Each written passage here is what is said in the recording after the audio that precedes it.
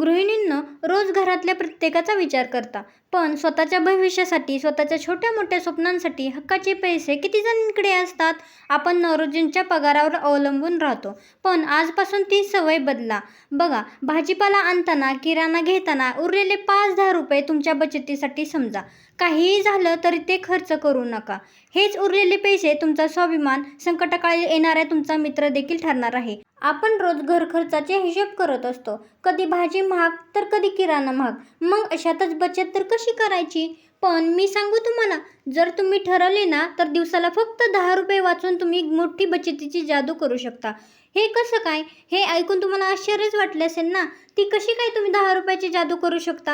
हे तुम्हाला जर जाणून घ्यायचं असेल तर आजचा व्हिडिओ शेवटपर्यंत नक्की पाहत राहा. 10 रुपये म्हणजे काय? आजच्या काळात 5 रुपयाचं, 10 रुपयाचं येतं तरी काय? एक चॉकलेट किंवा बिस्किट. आपल्याला वाटतं 10 रुपये वाचून असं काय होणार आहे, पण याच 10 रुपयाची जादू बघा कशी काय आहे ती. बघा, 10 रुपये आपण रोजचे जर काढले बाजूला, तर 30 दिवसाचे एकूण किती रुपये होतात?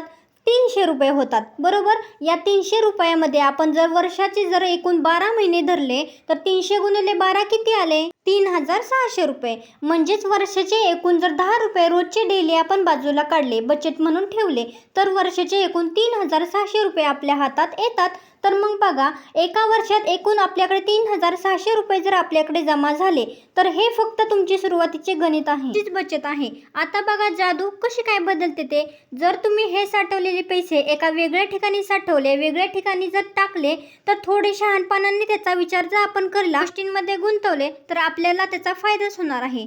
बघा, पहिली गोष्ट म्हणजे तुम्हाला कधीही छोट्या मोठ्या आपत्कालीन खर्चासाठी कुणापुढे हात पसरावे तर लागणार नाहीत.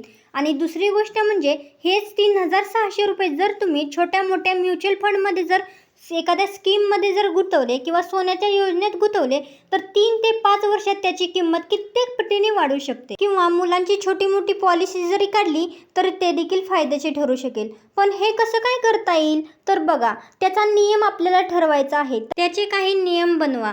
घरातील जुने डबे, गल्ले आपण त्यासाठी पैसे वाचवण्यासाठी वापरू शकतो आणि रोज त्यात पैसे थोडे का होईना आपण टाकत चालायचं आहे. त्याच्यानंतर आपल्याला काय करायचं आहे?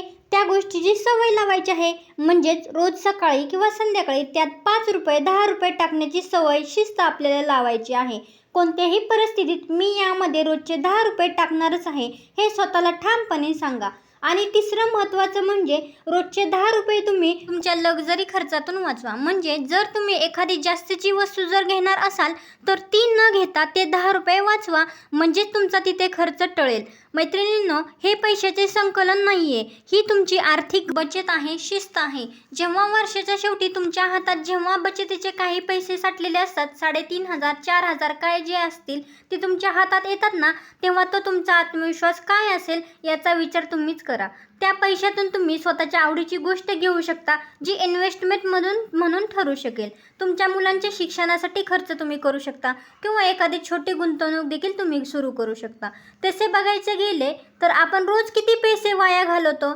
10 रुपये म्हणजे काहीच नसावेत. मग या 10 रुपयांनी मोठी बचत जर होत असेल तर काय हरकत आहे? आणि हीच बचत कधी मोठ्या रकमेत होईल हे तुम्हाला देखील समजणार नाही. उद्याचा व्हिडिओ मी याच विषयावर घेऊन येणार आहे, तो म्हणजे महिलांनी, गृहिणींनी बचतीचे पैसे कुठे गुंतवायचे आहेत किंवा कुठे गुंतवू शकता. इच्छा असेल तर नक्की पहा. उद्याचा व्हिडिओ नक्की पाहायला विसरू नका. तर आजपासून सुरू करायची आहे आपल्याला 10 रुपयाची गुंतवणूक, म्हणजे 10 रुपयाची बचत. आणि बचतीची जादू आपल्याला पाहायची आहे. तुम्ही जर छोटी बचत करत असाल तर त्याचा चांगला अनुभव नक्की तुम्हाला आला असेल. कमेंट बॉक्समध्ये नक्की सांगा आणि सर्वजण मिळून आपण आर्थिकदृष्ट्या स्वावलंबी बनूया. आजचा छोटासा व्हिडिओ तुम्हाला कसा वाटला? आवडल्यास लाईक नक्की करा आणि हा व्हिडिओ इतर मैत्रिणींपर्यंत शेअर करायला देखील विसरू नका. आणि आपल्या चॅनलवरती जर नवीन असाल तर गृहिणी फॅशन लॅब चॅनलला सबस्क्राईब करायला मात्र विसरू नका. आजचा व्हिडिओ पाहिल्याबद्दल सर्वांचे धन्यवाद. भेटूया पुढच्या व्हिडिओसोबत, पुढच्या टॉपिकसोबत. तोपर्यंत स्वस्त राहा, खुश राहा आणि मजेत राहा.